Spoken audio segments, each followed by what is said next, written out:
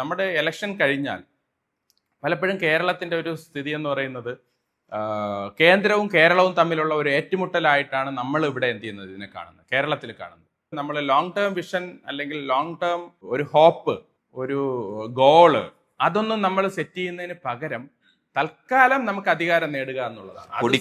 പൊടിക്കൈ, correct, അതാണ് word. പൊടിക്കൈ പ്രയോഗിച്ചുകൊണ്ട് അധികാരം നേടുക. അപ്പോൾ അധികാരം നേടിക്കഴിഞ്ഞാലോ നമുക്കൊരു 5 വർഷമുണ്ട്. ഈ 5 വർഷത്തില് അധികാരം പറഞ്ഞോട്ടെ, ഇലക്ഷൻ സമയത്ത് എന്ത് വേണോ പറയാം, അധികാരം കിട്ടുക. പക്ഷെ അതിനുശേഷം വീണ്ടും അടുത്ത വർഷത്തെ അധികാരത്തിന് വേണ്ടിയിട്ടാണ് ശ്രമിക്കുന്നത്. 5 വർഷവും ഒരു ഇലക്ഷൻ സമയത്താണ് ഇങ്ങനെയുള്ള ഒരു ചീപ്പ് പൊളിറ്റിക്സ് എങ്കിൽ ഒരു പ്രശ്നവുമില്ല. പക്ഷേ അടുത്ത 5 വർഷം വരാൻ പോകുന്ന ഇലക്ഷനെ ഫോക്കസ് ചെയ്ത് ഇപ്പോഴേ വീണ്ടും എന്ത് ചെയ്യുന്നു, അജണ്ട സെറ്റ് ചെയ്യുകയാണ്. അവിടെ അജണ്ട സെറ്റ് ചെയ്യുകയാണ്.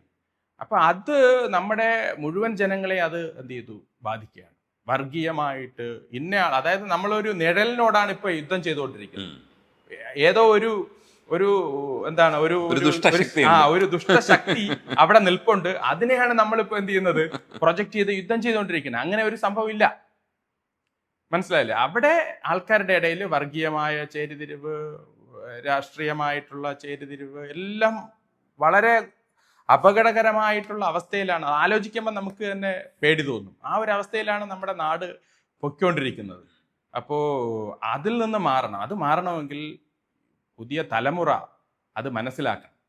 അത് മനസ്സിലാക്കാൻ എന്താണ്, ഏത് പാർട്ടിയാണെങ്കിലും പാർട്ടി പത്രം മാത്രം വായിച്ചതുകൊണ്ട് കാര്യമായില്ല. നമ്മൾ ഇവിടെ നിന്ന് കുറച്ചുകൂടെ ടെക്നോളജിയിലേക്കും ഒക്കെ, നഗരപ്രദേശങ്ങളിലുള്ളവർക്കൊക്കെ അത് കുറേയൊക്കെ മാറ്റങ്ങൾ വരുന്നുണ്ട്. നഗരപ്രദേശങ്ങളിലുള്ളവർക്ക് ഇങ്ങനെ കൊടുക്കുന്ന ഇൻഫർമേഷൻ തെറ്റായിട്ട് അജണ്ട സൃഷ്ടിച്ചുകൊണ്ട് കൊടുക്കുന്നത് അവസാനം നമ്മൾ ഇരിക്കുന്ന കൊമ്പ് മുറിക്കുന്നതിന് തുല്യമാണ്.